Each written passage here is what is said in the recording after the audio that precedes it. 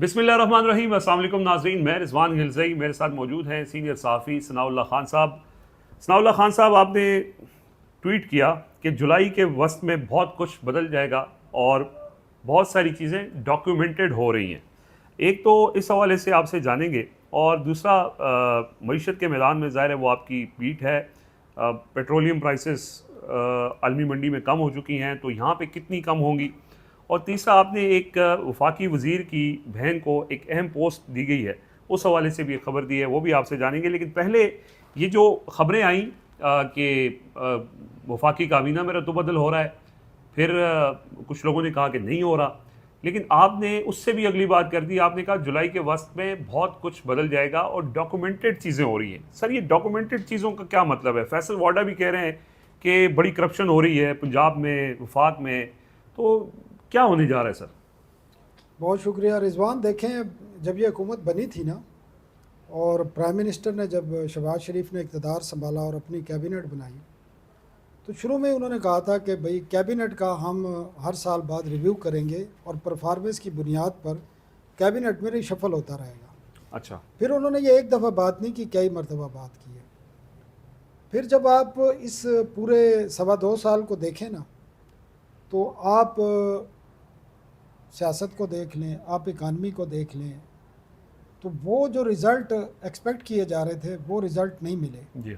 बल्कि हुआ ये कि आपके पिछले 4 साल, क्योंकि हम तो 2022 से शुरू करेंगे, जी हाँ। आपके यहाँ रिकॉर्ड अनएम्प्लॉयमेंट हो गई, जी। आपके यहाँ रिकॉर्ड पॉवर्टी हो गई, जी हाँ। आपके यहाँ इन्फ्लेशन को अगर देखें कंपाउंड 4 साल की, जी। तो ये मोर देन 100% है। कंपाउंड इन्फ्लेशन जिसको कहते जी। हैं, सारी को अगर आप जमा कर लें, जी। उसका मतलब ये है कि अगर आप 2022 में एक चीज़ की कीमत थी और आज उसकी कीमत देखें तो वो डबल हो गई है। जी हाँ। बाज़ चीज़ों की डबल से भी ज़्यादा हुई है, हो गई। बाज़ थोड़ी कम हुई हैं। उसमें गैस की प्राइस है, बिजली की प्राइस है, आपकी टैक्सेशन है, लेकिन इकानमी आपकी नहीं चल रही। जी। आपकी जो बाकी जो सिस्टम है वो नहीं चल रहा। आपकी गवर्नेंस के जो बारे में वो रोज़ ख़बरें आती हैं, वो आपने खबर का भी जिक्र किया, बाद में उसमें बताऊँगा। तो ये तमाम चीज़ें जो हैं वो बड़ी हिट कर रही हैं। जी। और हिट किस तरह कर रही हैं कि पब्लिक का जो रिएक्शन है ना, जी। वो हुकूमत की तरफ की बजाय वो इस्टेब्लिशमेंट की तरफ जाता है। जी। क्या आप और ले वो गए थे? उनको ज़िम्मेदार करार देते हैं। जी। और वो, हालांकि उनकी जो, जब भी आपको पता है DG ISPR ने बातचीत की है, वो हमेशा ये कहते हैं हमारा सियासत से कोई ताल्लुक़ नहीं, जी हाँ। ना सियासत पे वो बात करने को पब्लिकली तैयार होते हैं। लेकिन ये लोगों को समझाना ये बात बड़ा मुश्किल है। जी।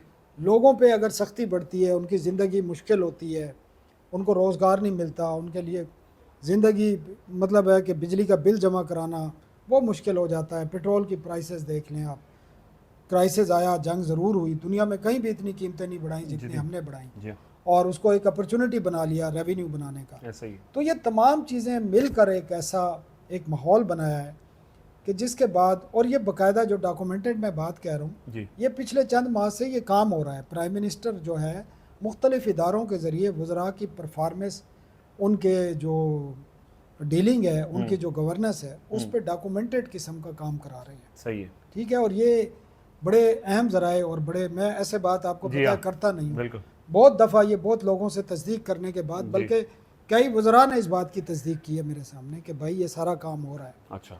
और उस काम की बुनियाद पर मैं ये कह सकता हूँ कि, और ये तो अब वज़रा भी बात कर रहे हैं कि जी कैबिनेट में तब्दीली होने जा रही है, लेकिन उसमें मैंने एक बात लिखी है जी कि प्राइम मिनिस्टर यही रहेंगे। अच्छा।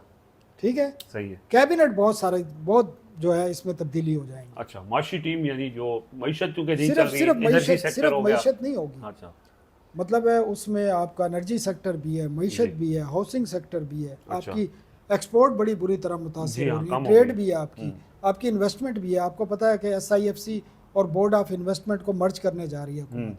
अच्छा, कई वजारतों को मर्ज भी किया जाएगा। अच्छा। फिर बहुत सारे लोगों के सवालात हैं कि आपने इतने सारे SAPM बनाए हुए जी। हैं, एक एक वजारत में 4 वजीर जी। हैं, जी। एक एडवाइज़र है, जी। एक फुल मिनिस्टर है, एक स्टेट मिनिस्टर है, एक SAPM जी। है, और एक वजीर आजम ने 13 अपने कोऑर्डिनेटर भी लगवाए हुए। तो इनमें से बहुत सारे लोग जो ऐसे हैं जो नॉन इलेक्टेड हैं, जी। जो SAPM को यारी दोस्ती पे बना दिया, अकोमोडेट किया हुआ जिनको अकोमोडेट किया हुआ है, जिनका कोई पॉलिटिकली इतना जो है वजन नहीं है। जी। बल्कि है ही नहीं बाज़ लोगों जी का, हाँ। तो वो तमाम लोग भी मेरे ख्याल में अब घर जाएंगे। अच्छा, ठीक है, सही है। साइज़ भी कम किया जाएगा। हुकूमत पे एक प्राइम मिनिस्टर पर तनकीद भी है कि आपके खर्चे बहुत ज़्यादा हैं, जी हाँ। और आपने इस बजट में भी देख लिया जी, खर्चे कम नहीं हुए कोई भी, यानी वो बल्कि हालांकि वो किफ़ायत शहरी का कहते हैं कि जी लोग नहीं नहीं, किफ़ायत शहरी वो करें। किफ़ायत शहरी का भी एक नोटिफिकेशन आया है कि जी 50% जो है फ्यूल कम होगा, वो 30 जून तक बढ़ा दिया है। अच्छा। 60% गाड़ियां ग्राउंड होंगी, वो तो इस जंग की वजह से। लेकिन ओवरऑल अगर आप सिचुएशन देखें, जी बजट भी देखें, तो बजट का साइज़ भी बढ़ गया है, जी आपके एक्सपेंडिचर, रनिंग एक्सपेंडिचर बढ़ गए हैं। तो मुझे जो मेरे ज़राए बता रहे हैं, जुलाई के पहले हफ्ते या दूसरे हफ्ते में जी। बहुत बड़ी रीशफल होगी। अच्छा वजारतों, वज़ीरों के बहुत सारी चीज़ें महकमे तब्दील होंगे, कुछ मर्ज भी होंगे, अच्छा कुछ लोगों को घर भी जाना पड़ेगा। अच्छा। लेकिन ये पॉलिटिकल जिनके वज़न है या इत्तेहादी जमातें हैं, उनको इतना ज़्यादा परेशान नहीं किया जाएगा, क्योंकि चलना भी है आगे। जी और ये भी है कि हुकूमत एक कोशिश कर रही है, और मेरे ख्याल में जो ताकतवर हल्के हैं वो भी चाहते हैं कि पाकिस्तान का फॉरेन मिनिस्टर का फेस ऐसा हो जी। जिसमें उनको वो बिलावल भुट्टो नज़र आते हैं, और उनको पेशकश भी की गई है। अच्छा, लेकिन इसमें अभी तक किसी किस्म की कोई ब्रेक थ्रू नहीं हुआ नहीं है, हुआ। अच्छा क्योंकि पीपल्स पार्टी पूरे इस जो रिजीम है इसका हिस्सा तो है, जी, आईनी ओहदे भी सारे लिए हुए हैं, लेकिन लेकिन हुकूमत वो का हिस्सा कहती नहीं है कि बनना मैं, ये हुकूमत का हिस्सा ही होता है चाहिए। रिजवान भाई। हाँ, आईनी ओहदे पे हैं, आप लेकिन वो कह रहे हैं कान इधर से पकड़ लें, हाँ। इधर से पकड़ लें, हर फर्क चीज़ कोई में नहीं। सपोर्ट भी करते हैं, लेकिन साथ आज तकरीर बिलावल साहब की आपने सुनी होगी, वो तो अपोजिशन लीडर जैसी तकरीर बस थी। वो तो उनके जो सियासी मफादात होते हैं ना, वहाँ हाँ। जब मुतासर होते हैं तो फिर वो नाराज़ भी हो जाते हैं। हालांकि गुज़श्ता रोज़ उन्होंने पीएम से मुलाकात भी की है, जी तो और ख़ुद जाके मुलाकात की है, जी। पीएम नहीं आए पीएम उनके हाँ। पास, वो गए थे। तो उनको ऑफ़र है ये। जी तो बाकी भी बहुत सारी चीज़ें हैं। अब एक इसमें तवक्को ये भी है कि इसमें डिले, मेरा नहीं ख्याल कि अब डिले होगा, इसमें ये होना है। अच्छा। हाँ, और ये लेकिन नौशाही दीवार है। लेकिन शहबाज शरीफ जो है वो, शहबाज शरीफ विल रिमेन। लेकिन सुहेल वड़ाई साहब और ये दीगर कह रहे हैं कि हुकूमत के जवाल का वक्त शुरू हो गया है। उसमें तो फिर शहबाज शरीफ अगर सुहेल वड़ाई की बात सुने देखें, बाज़ दफ़ा इंसान के लिए ना बहुत, जब हालात ख़राब होते हैं तो अल्लाह ताला की तरफ से कुछ अपॉर्चुनिटीज़ आ जाती हैं। ये जी। जो आज एग्रीमेंट हुआ है ना, जी हाँ, गुज़श्ता अमेरिका और रात, ईरान। इससे बहुत सारा ऑक्सीजन मिल जाता है। फिर हाँ जी। आपको दुनिया में आपको प्रेस किया जा रहा है, आपके इस एग्रीमेंट पे इम्प्लीमेंटेशन होने से आपको एक रिलीफ ये मिलने जा रहा है, जो आपने हमने आगे बात करनी है फ्यूल प्राइसेस पे। अच्छा। तो लोग बड़े तंग थे तेल की कीमतों की वजह से, तो वो कल जुम्मा है, और चाहिए तो हुकूमत को ये था कि इस एग्रीमेंट के अनाउंसमेंट के साथ ही हुकूमत को प्राइसेस कम कर देनी चाहिए थी। लेकिन बदकिस्मती है कि हमारे पॉलिसी मेकर जब बढ़ती हैं तो वो तो वो फौरन किसी कर देते दिन भी बढ़ा देते हैं, और जब कम करनी हो तो फिर वो कमेटी बना देते हैं। अब जिस तरह कमेटी बना दी है, जी। और वो अब फैसला करेगी, क्योंकि इस जंग से पहले जो था ना, जी सर। 15 दिन के बाद आपको पता है जी, प्राइस प्राइस तय चेंज होती थी। वो एक बाकायदा कैबिनेट के डिसीजन के तहत। जी हाँ, लेकिन जब ये जंग हुई तो इन्होंने 7 दिन का कर दिया। 7 दिन का तो नहीं, शुरू में तो खैर ये रोज़ाना की बुनियाद बुनियाद पे पे कर कर रहे रहे थे, फिर 7 दिन का किया। अब 15 दिन का तो ये नहीं करेंगे, अब 7 दिन, अब ये 7 दिन पे इन्होंने फार्मूला बना रहे हैं। अच्छा। और उस फार्मूले का ये कहते हैं कि जनाब हम वो फार्मूला ऐसा बना रहे हैं कि अवाम को समझ आए कि हम रद्द-बदल क्यों करते हैं। अच्छा। मतलब पहले ये समझ रहे हैं कि अवाम को पता ही नहीं है। नहीं, अवाम को ये पता है कि जब जंग शुरू हुई थी तो $73 फी बैरल था और कीमत थी 270 रुपए। जी, अब 260 रुपये। 260 रुपए। अब अवाम कहती है कि जी 78 रुपए पे इंटरनेशनल प्राइस आ गई है, $78 फी बैरल पे, और प्राइस आज भी 380 रुपए है। तो ये चीज़ अवाम को नहीं समझ आ रही सर, ये कब कम होगा? नहीं, या अगर कम होगा तो क्या ये 270 रिजवान पे भाई, जाएगा, 100 रुपए कम करेंगे? इन्होंने जंग में इसको बेसिकली अपॉर्चुनिटी बना लिया। जी जो इनके IMF के साथ टारगेट थे रेवेन्यू के, टैक्स के, वो पूरे नहीं हो रहे थे। हाँ, और वजीरों ने ये पब्लिकली कहा है जी जी, कि हमने तो टैक्स अपना पूरा करने के लिए, लेवी बढ़ाते और गए। दुनिया में कई कीमतों में इतना इजाफा नहीं हुआ। जी हाँ 68% तक इजाफा हुआ है। जी इंडिया में 5% हुआ है, जी और 4 महीने बाद हुआ है। जी। बांग्लादेश में मेरा ख्याल 10% हुआ है। अफगानिस्तान में 2-3% इजाफा हुआ।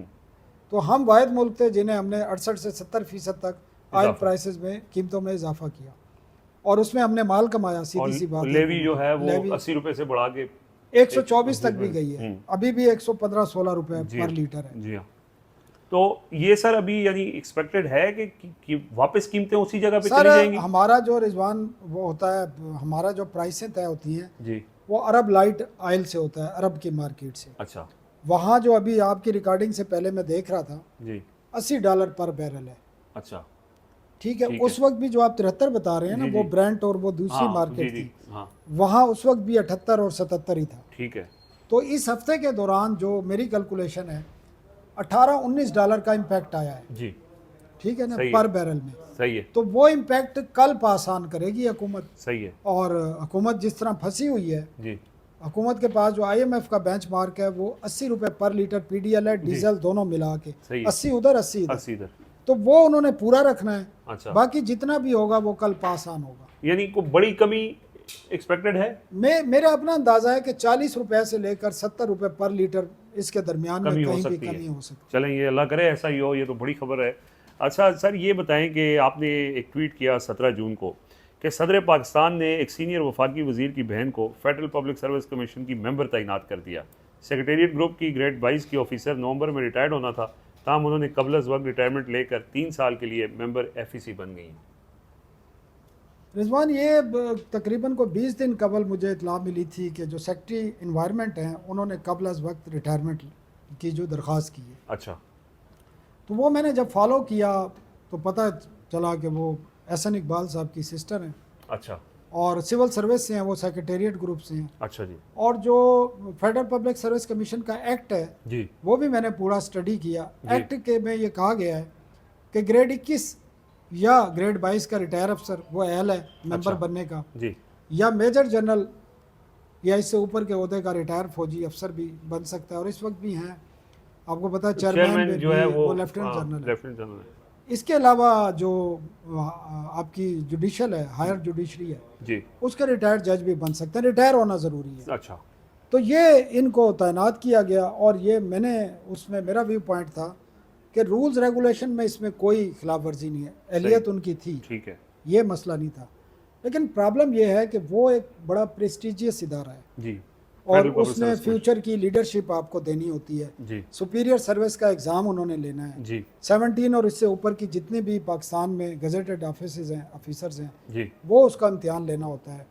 तो यहाँ पे फेवरेटिज्म नहीं होना चाहिए, एक मैसेज ऐसा नहीं जाना चाहिए जी कि एक अगर वफाकी वज़ीर बैठा है, सीनियर वफाकी वज़ीर या प्राइम मिनिस्टर बैठा है, वो अपने रिश्तेदारों को, तो इससे मैसेज बड़ा गलत जाता है सियासी तौर पर। बल्कि मुझे एहसन साहब से मेरी बात भी हुई थी, तो मैंने उनको भी यही कहा, मैंने कहा मैं बिल्कुल वो हमारी बहनों की तरह है, मैं उनकी अहलियत पर या उनकी काबिलियत पर मेरा कोई सवाल नहीं है। प्रॉब्लम ये है कि आप एक इतने प्रेस्टिजियस, आप एक पॉलिटिकल, आप एक मतलब एक सियासी जमात के सीनियर लीडर हैं, और आप इख्तियारात हैं आपके पास, तो ये इसका मैसेज बड़ा गलत जाता है कि, और इसमें बाकायदा तौर पर नज़र आ रहा है कि फेवरेटिज़म हुई, सिफारिश हुई है। वो फेवरेटिज़म है ना, हाँ, कि आपने जिस तरह, और यहाँ ये सिर्फ यहाँ पे नहीं होती, ये सबसे ज़्यादा प्राइम मिनिस्टर खुद करते हैं बहुत सारे ओहदों में। अभी एक चेयरमैन पेमरा का जो है वो एक चैलेंज हुई है उनकी तैनाती, आप वो पिटीशन पढ़ लें तो आप हैरान हो जाएंगे, वो पहली पेशी पे वो चेयरपर्सन पेमरा फारिग होती हैं उनकी तैनाती। मतलब है कि उसमें इतनी फेवरेटिज्म है, पहले दिन से वो नज़र आ रहा है कि वो पूरा का पूरा, और जब वो प्रोसेस शुरू हुआ है, वो जो चेयरपर्सन बनी है वो उस वक्त सेक्रेटरी इन्फॉर्मेशन थी, वो प्रोसेस को हैंडल कर रही थी। अच्छा, और वो नहीं, वो चेयरपर्सन पेमरा बनाया गया, तो वो उसमें पिटीशन भी बड़ी दिलचस्प है। इसी तरह आप अगर रेगुलेटरी अथॉरिटीज़ में जो तैनातियाँ की गई हैं, कंपटीशन कमीशन के जो चेयरमैन लगाने गए हैं, वो एक वफाकी वजीर के कज़न है, अच्छा, और उनके बहनोई भी हैं। अच्छा जो SECP के चेयरमैन लगाने गए हैं वो एयर चीफ के भाई हैं। अच्छा तो मैं तो आपको ऐसी 50 चीज़ें गिनवा सकता हूँ जहाँ फेवरेटिज्म नज़र आ रही है। तो ये चीज़ें, मैसेज बड़ा गलत जाता है पब्लिक के लिए। आप जब तक अपने राइट पर्सन और राइट जॉब और मेरिट नहीं होगा, मैं हमेशा कहता हूँ कि पाकिस्तान का सबसे बड़ा मसला जो है ना, हमारे जो चैलेंजेस हैं, हमें बाहर के हमारे वो नहीं है चैलेंजेस इतने, हमारे इंटरनल चैलेंज हैं, और सबसे बड़ा जो हमारा थ्रेट है वो हमारा गवर्नेंस सिस्टम है।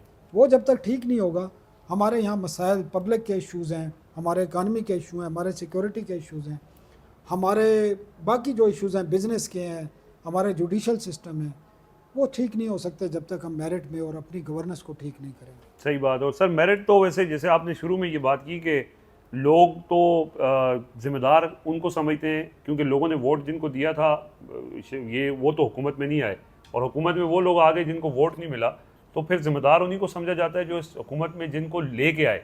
तो अभी भी आप ये कह रहे हैं कि मेजर चेंजेस इकोनॉमिक टीम के अंदर हो सकती हैं, एनर्जी सेक्टर को जो देख रहे हैं उनको हो सकती है, तिजारत को जो देख रहे हैं वो तो तब्दील हो सकते हैं, लेकिन टीम लीडर वही रहेंगे। प्राइम मिनिस्टर शहबाज शरीफ को कोई नहीं हिला सकता, क्योंकि उनसे बेहतर शायद कोई इस वक्त सर्विस नहीं दे सकता। वो देखें, वो ये सारा उन्हीं की ड्यूटी है कि उन्होंने ये सारा रिशफल करना है। अच्छा, डिसीजन उन्होंने करने हैं। अच्छा, किसको कहाँ लगाना है। सही है। और वो अपनी जो उनके इदारे हैं उनसे वो इस पे मदद हासिल कर रहे हैं। उनको रिपोर्टें मिल चुकी हैं बहुत सारी। अच्छा, वर्किंग हो चुकी है, कंसल्टेशन हो चुकी है। अच्छा, और उन्होंने यकीनन अपने भाई से भी कंसल्टेशन करनी है, बड़े भाई से, क्योंकि वो पार्टी के तो बेसिकली वो रहबर हैं इनके। तो सर वो जो फैसल वाडा कह रहे हैं कि रिपोर्टें हैं कि पंजाब में बहुत करप्शन हो रही है, एक सीनियर पंजाब की मिनिस्टर हैं उनके ऊपर उन्होंने इल्ज़ाम लगाया है, नाम ना लेके, मरीम औरंगजेब साहिबा की तरफ उनका इशारा था। फिर पंजाब की चीफ मिनिस्टर के हवाले से भी उन्होंने बात की है। तो ये रिपोर्ट्स भी प्राइम मिनिस्टर को पता चलती होंगी? देखिए, प्राइम मिनिस्टर का ये काम ही नहीं है सूबों के हवाले से ना। और फैसल वाडा की जो बातें हैं ना, वो बगैर अगर किसी सबूत पे वो कोई बात करेंगे तो मैं उस पर तबसरा कर सकता हूँ। हाँ, बगैर सबूत के अगर वो ऐसे ही पब्लिकली बात कर रहे हैं तो उस पर क्या बात। लेकिन सर इस तरह की बातें अगर कोई आम बंदा या सहाफ़ी करे तो उसके ऊपर पीका लग जाता है। ये फैसल वाडा कर रहे हैं तो कोई वजह नहीं, फैसल वाडा को तो कोई नून लीग की तरफ से जवाब भी नहीं दे रहा है। हाँ, बल्कि राना सनाउल्ला ने जो जवाब दिया है, मुझे तो हंसी आई उस पर। उन्होंने एक प्रोग्राम में कहा है कि जी इनको वजारत नहीं मिली और इनके साथ ज्यादती हुई है। मैंने प्राइम मिनिस्टर से भी कहा है, उनकी बातों का, इल्जामात का किसी ने जवाब नहीं दिया। ना पंजाब से जवाब आया है, ना फेडरल से जवाब। सर वो उनको जवाब दे के फिर अपनी नौकरी खत्म करने वाली बात है। और वो उसमें उन्होंने, राना सनाउल्ला ने ये भी कहा कि इनके दूसरे साथी उनको सब कुछ दे दिया और इनको कुछ ना मिला। हाँ जी, ये आज़ाद वो उनके इल्जामात का जवाब बेसिकली हम नहीं दे सकते। वो लोग खुद दे सकते हैं, पार्टी उनकी दे सकती है, हुकूमत दे सकती है, पंजाब हुकूमत दे सकती है।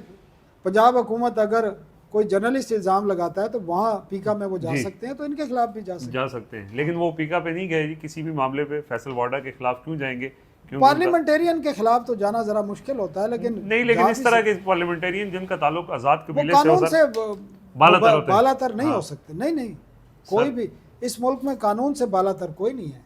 देखें, ये कानूनी, मैं किताबी बात बता रहा हूँ, अमली बात डिफरेंट है। किताब का यही है कि कानून से कोई बालातर नहीं, और दुनिया में कहीं भी नहीं होता। कानून हो तो तब की बात है। नहीं, कानून है, कानून पे इम्प्लीमेंटेशन कानून मौजूद है। कानून हर चीज का मौजूद है, बालादस्ती नहीं है। चलें जी, बहुत शुक्रिया सर आपके वक्त का। अपना फीडबैक जरूर दीजिएगा। मुझे और सनाउल्लाह खान साहब को इजाज़त दीजिए। अल्लाह हाफिज़।